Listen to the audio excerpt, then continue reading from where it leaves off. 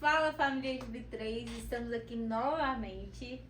Mais um podcast maravilhoso e hoje estamos com uma convidada muito especial e já vai aparecer aí para vocês.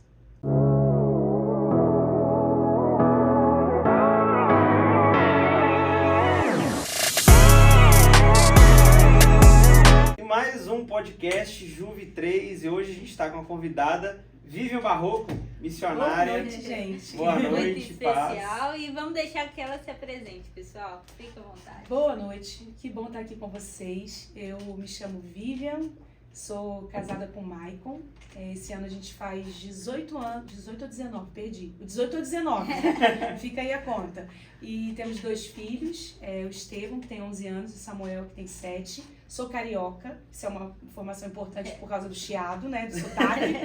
Mas sou uma carioca, tô fora do Rio, já tem quase, na verdade sou do interior do Rio de Janeiro, sou de Cabo Frio, mas já tô fora de lá há quase 14 anos, envolvida aí na jornada na vida missionária. Então, o resumo é esse. Amém. Tá demais. E você, assim, como começou a jornada, a vida cristã? Você nasceu na igreja? Como que foi? Então, eu tive a bênção, eu falo que a maior parte do meu testemunho é que eu sempre fui crente. No ano que eu nasci, tipo no ano do Rei Uzias, sabe? No ano que eu nasci, os meus pais, eles começaram a conhecer o Evangelho. Então, toda a minha vida foi dentro da igreja, né? Meus pais se converteram na Igreja Batista, lá em Cabo Frio, na terceira Igreja Batista. Então, até a minha juventude, eu congreguei ali, cresci ali. Foi a minha escola ali de vida cristã, né? Foi na Igreja Batista até a juventude. Aí depois disso conheci o meu marido, aí a história vai se desenrolando. Mas a minha história com Jesus é a vida inteira. Mas claro, né? O fato de ser criado na igreja não automaticamente faz da gente um crente, né? Sim. Com certeza. Então eu tive ali, eu costumo dizer que quando eu tinha 11 anos, foi quando eu tive aquela convicção do Evangelho. Apesar de ser tão novinha, né? A idade que meu filho tem hoje, né? Mas foi um dia, assim, marcou muito minha vida, tanto no entendimento do Evangelho, como também na vocação missionária. Essas coisas aconteceram no mesmo dia, num culto de domingo de manhã, um culto de EBD, né? A gente estava recebendo um missionário lá na igreja, e a Batista tem muita tradição com missões, né? Então você já cresce nesse contexto. E aí nesse culto de domingo de manhã, esse missionário estava contando, ele era um muçulmano que tinha convertido ao evangelho, e a família dele tinha uma posição muito importante dentro da religião, e ele foi severamente perseguido. Até hoje, ele usa até um nome, ele ainda é perseguido. Olha quanto tempo tem isso, estou com 40 anos, tem muito tempo, né? E ele contando, e eu lembro assim, eu era uma criança, né, gente, 11 anos, sentada ali ouvindo, mas aquela convicção de você ver alguém pagar um preço tão alto por causa do evangelho, aquilo Queimou no seu coração. aquilo pregou pra mim.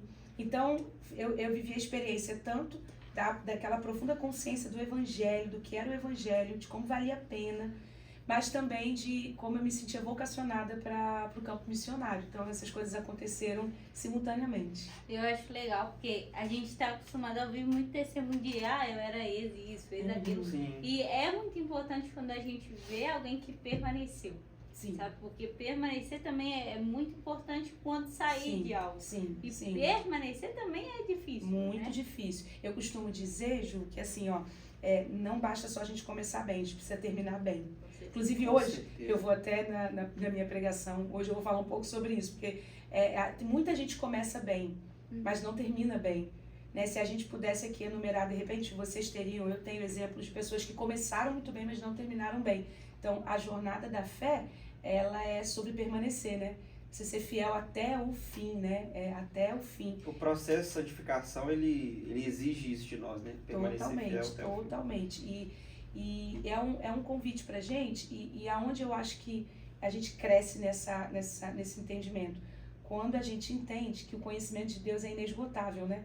E cada vez que a gente vai conhecendo, a gente vai se apaixonando mais, a gente não tem fim. Né? A Bíblia vai dizer que a eternidade é conhecer a Ele. Então, não tem nenhuma revelação que a gente tenha hoje que possa satisfazer. A gente não pode dizer, é isso, entendi, isso não faz mais sentido, não. É infinito, né? A revelação, o conhecimento, e cada vez que a gente conhece mais a respeito do Cristo, é impossível a gente ficar indiferente, né? As nossas afeições e, sobretudo, a nossa permanência dentro da vida cristã. E Vivian, você falou sobre a questão do chamado missional ali, né? Que você sentiu queimar no seu peito aos 11 anos. Mas como que foi esse resultado? Porque a gente, beleza, a gente que tem o chamado, a gente que tem o ministério, a gente recebe, mas depois fica aquele espaço, né? Pra onde que eu vou? Como que foi isso na sua vida? E agora? Como que foi assim o próximo passo que você deu? A primeira coisa que eu acho importante a gente falar sobre isso é que, pessoalmente, eu não acho que a nossa vocação ela é linear. O que eu quero dizer com isso? Deus falou, tem uma missionária, ela já morreu, mas eu gosto muito de uma fala que ela tem, o nome dela é Sophia Miller. Ela é uma americana, ela tá na década de 40 passando numa pracinha ali de Nova York, tem um pregador em cima de um caixote, pregador de rua pregando, o evangelho se converte. Pouco tempo depois, ela já se sente vocacionada para o campo missionário, ela tá indo de barco para a Colômbia, mas o barquinho naquele tempo ali, né, erra ali o caminho, ela vai parar na Amazônia brasileira.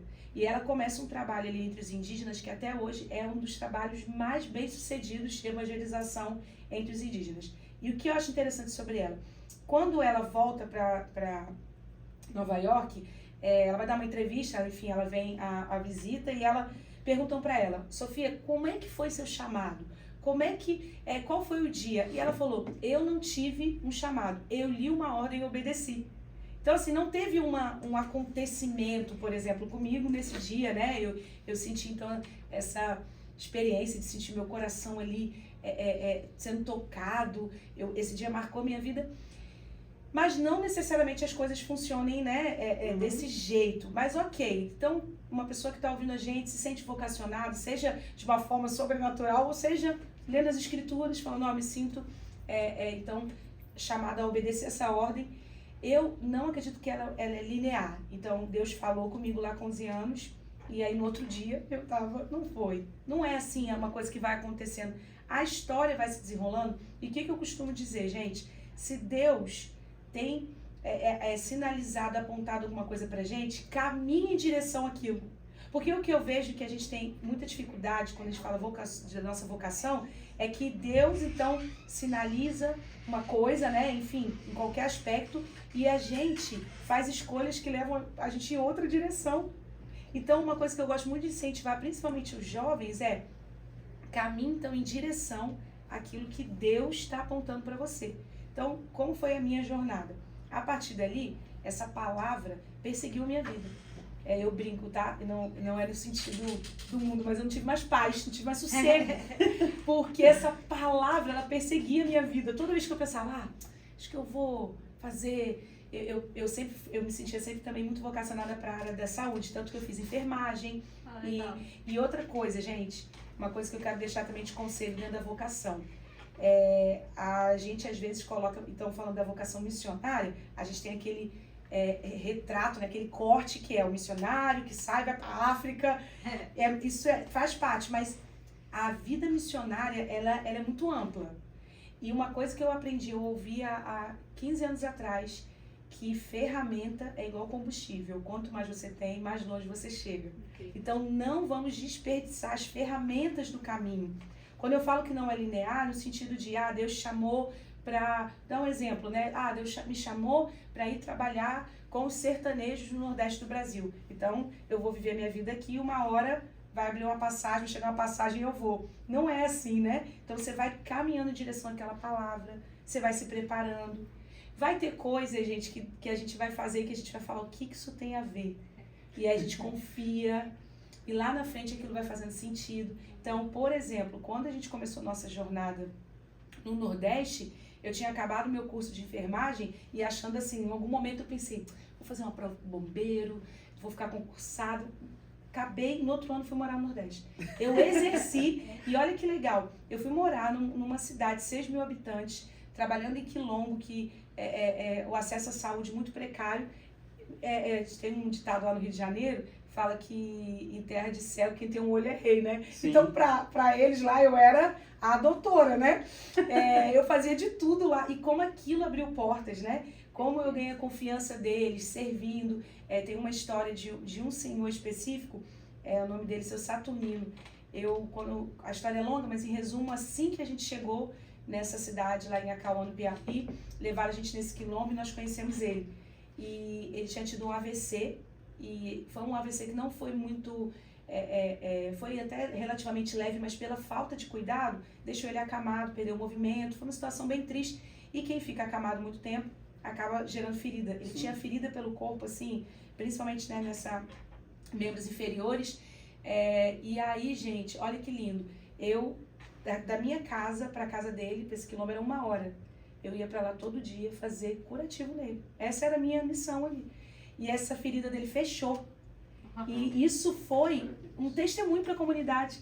Então, você vê, né? Com uma profissão que eu tinha estudado, eu pude exercê-la ali, foi ela que começou abrindo portas. Depois a vida foi se desenrolando, mas não é linear. A gente vai ganhando ferramentas, a gente vai se alimentando, a gente vai caminhando em direção, e Deus é o maior interessado, né, na missão dele. Então não há dúvida que se ele chamou, ele a Bíblia fala que é tanto dele o querer como o efetuar, e a gente precisa confiar nisso. Eu acho isso incrível porque a gente, como jovem, né, a gente tem a ideia de Deus me chamou, então vou esperar ele me mandar. E aí a gente só abre mão de tudo que a gente tem que fazer. Eu demorei um pouco para entender isso, porque quando eu pensei, eu sou chamada, então agora eu vou esperar eu ir. Tô aí esperando longos anos já.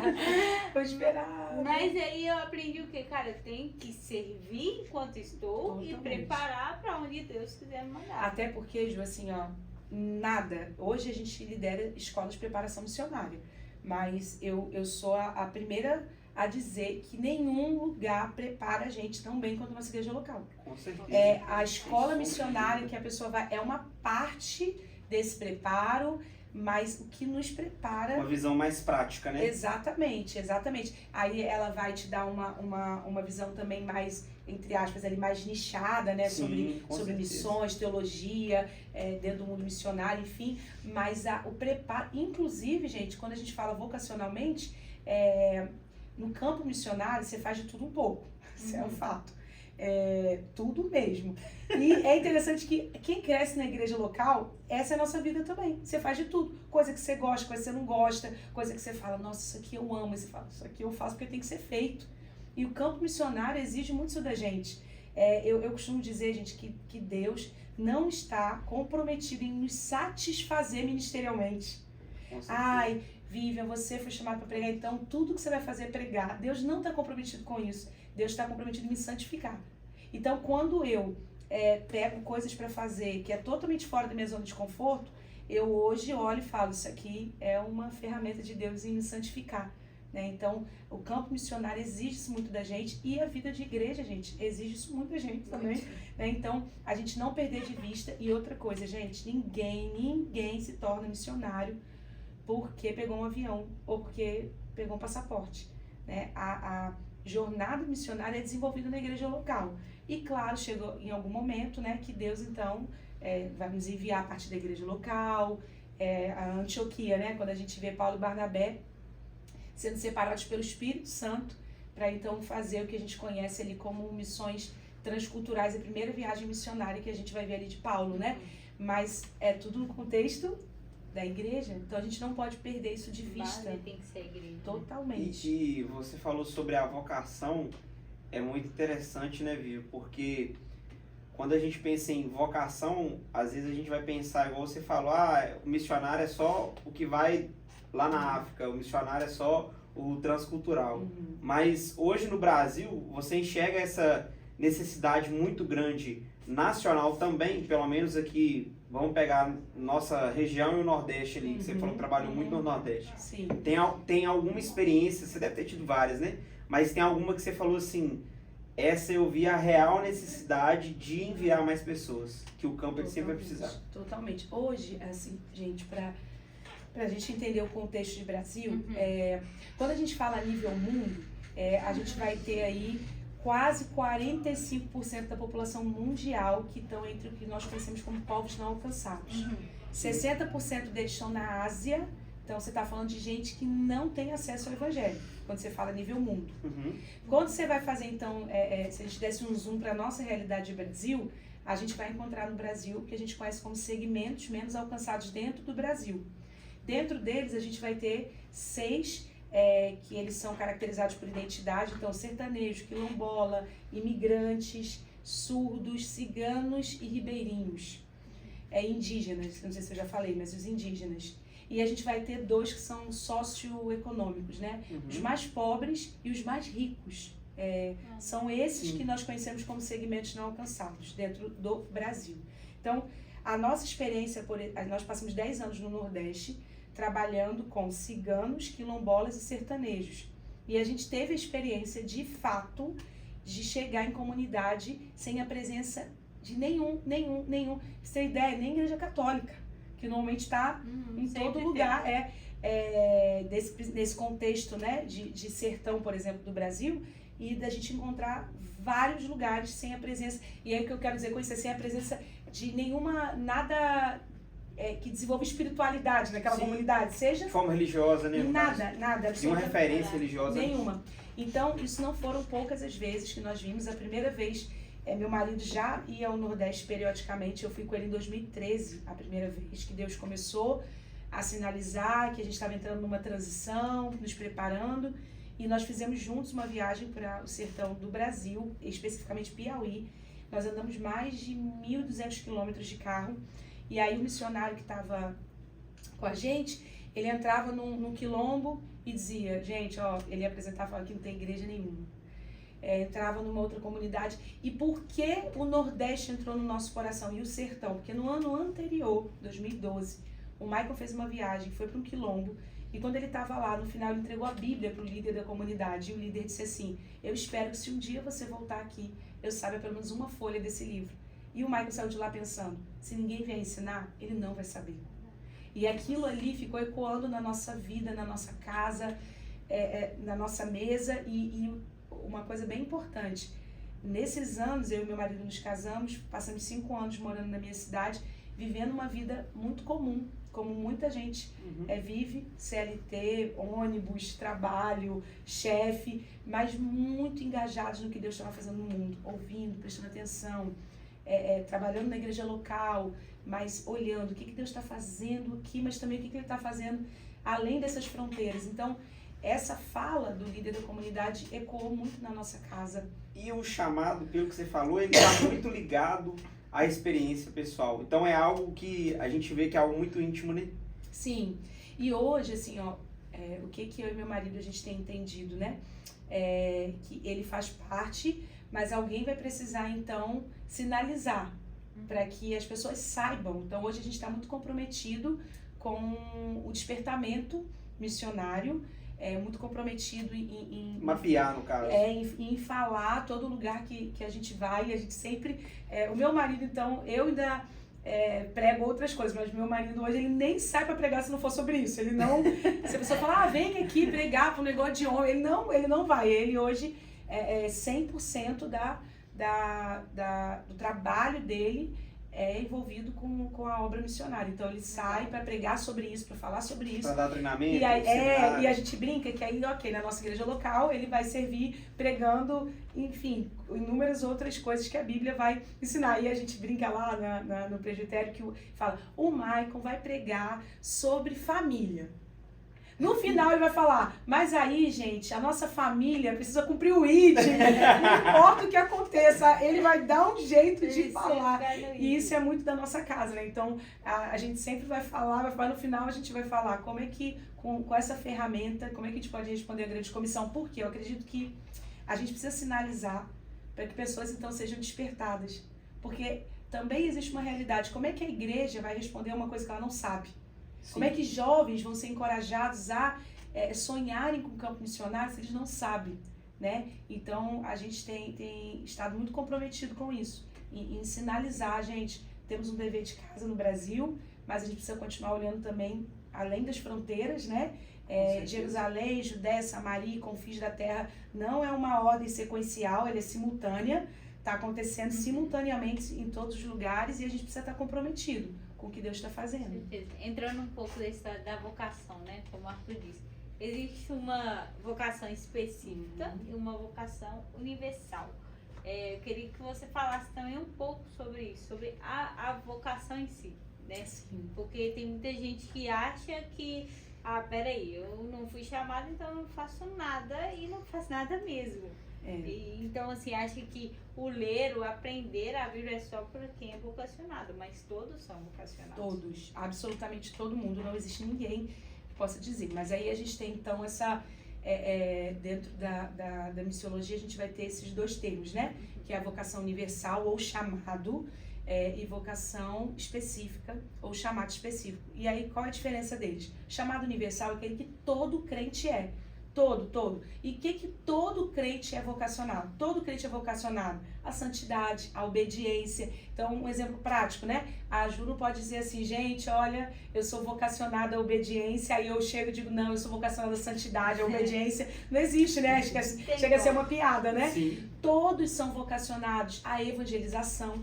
E isso é uma coisa bem importante da gente dizer, que a evangelização, ela é um trabalho da igreja, não só de um grupo específico, que a gente vai intitular como missionária. A evangelização é um dever de todos, Com né? certeza. Todo mundo ser sal e luz do mundo, todo mundo ser testemunha, todo mundo é vocacionado a isso. Então, isso é o que a gente chama de vocação universal. Você acredita que o discipulado encaixaria nisso também? Totalmente. Todo mundo é chamado a fazer discípulo. Todo mundo. Agora, quando a gente pensa, porque às vezes a gente olha isso em grande escala, mas a mãe que está criando um filho dentro de casa, ela está fazendo um discípulo. Com certeza. Com certeza. Toda a área que a gente tem de influência e quando a gente está falando mesmo de trabalho, aquele lugar ali pode ser alvo de um discipulado, alguém que vai conhecer Jesus através do nosso testemunho e a gente vai servir ali discipulando essa pessoa. Então, quando a gente pensa em grande escala, talvez a gente fale, não, mas todo mundo é chamado a isso. E quando a gente fala de específico, a gente está falando daquela vocação que aí tem a ver, né, com a sua história, até com a sua personalidade muitas vezes. E a gente vai ver isso na Bíblia, desde Abraão, quando a gente viu, quando Deus chama Abraão, a gente vai ver Moisés. Nem todo mundo foi chamado para libertar um povo do Egito, foi? Não, isso é uma vocação específica de Moisés. De acordo com a personalidade, com as experiências. Aí vai se desenrolando, você pega Jeremias, você vai ter em números, né? Paulo, principalmente. Paulo, vocações específicas. E aí, gente, é muito interessante quando você olha Romanos 1:1, se você pegar lá, Paulo começa se apresentando, ele diz assim, eu, Paulo, servo de Cristo, chamado ao apostolado. Então, você vai ver aquela palavra servo lá, só Paulo foi chamado para ser servo? Não. Isso é o que a gente chama de vocação universal. Mas depois ele vem e se apresenta com a vocação específica dele, chamado ao apostolado de Cristo. Então, perfeito. A gente vai, e aí a grande pergunta da humanidade. O que eu fui chamado para fazer, né? Qual que é o meu chamado? Qual que é a minha vocação? E, pessoal, uma coisa muito importante sobre isso, né? Os jovens que estão nos ouvindo, enquanto a gente está desenvolvendo a vida cristã baseado no que a gente vai fazer, a gente nunca vai ter entendido. Porque a vida cristã é baseada em quem Cristo é, no relacionamento com Ele. A partir de você estar se relacionando com Ele, naturalmente, Ele vai... não é um segredo, 7 chaves, que Deus está lá, um dia eu vou revelar para Vivian. Na verdade, eu acredito que aquilo que Deus ainda não falou, talvez cuidado com a gente, né? Porque não seja o tempo de... E é gradual, né, Vivian? Totalmente. Porque como que eu vou... Igual você falou aí, a pessoa ela fica preocupada demais no Deus falar com ela ali o chamado específico, mas ela não sai do nível que ela tá. No nível de oração, do nível de busca, intensidade pela palavra, no nível de discipulado, de evangelismo, né? Exatamente. E aí a gente vai entendendo, gente, que nosso maior chamado, é muito interessante que o livro de Marcos vai falar, quando Jesus está chamando os discípulos, ele começa a chamar e a Bíblia vai dizer, e ele chamou para si. E isso é a centralidade vocacional. Vai estar com ele primeiro. Exato, essa é a centralidade vocacional. Nosso chamado é estar com ele. Nosso chamado é para ele. E aí é interessante que o texto vai desenrolar, e aí fala, ele designou para que vá, expulse demônios, aí depois vem isso, né? Consequência, né? Só que a gente, qual que é o grande desafio vocacional? De alguma forma, a gente não está desenvolvendo relacionamento com Deus e a gente ainda está baseando identidade, expectativa naquilo que a gente vai fazer. E quando a gente quer construir a nossa vida toda baseada no que a gente faz, a gente de alguma forma está dizendo que Deus não é suficiente. Mas quando ele é suficiente, naturalmente, então, é claro que a gente vai participar da missão dele. É bíblico, né? Ele nos chama como igreja a participar. Mas eu acho que quando a gente está muito focado no que fazer, isso denuncia que a gente ainda acha que é isso que vai dar identidade, propósito pra gente. Isso tudo, né? Exatamente. Cara, o papo tá muito bom, ficarei aqui horas. Né? Horas. Mas pra gente ir caminhando pro final, a gente tá com um tema, né, que é queimando as carroças, queimar as carroças. E eu queria que você desse um conselho, assim, para os jovens, principalmente, sobre isso, sobre Sim. queimar as carroças, sobre esse convite, Sim. né? Ainda mais nesse tempo que a gente é tão apegado Sim. às nossas carroças e Sim. Jesus nos convida a queimar as carroças. Sim. Olha, eu diria para os jovens hoje, olhando a realidade, hoje eu cuido de uma escola missionária predominantemente de jovens, né? Eles são jovens mesmo, de 18 a 22, 23 anos, é a nossa grande maioria lá. O que eu vejo que a gente precisa queimar não é necessariamente, eu vou abrir mão da minha faculdade,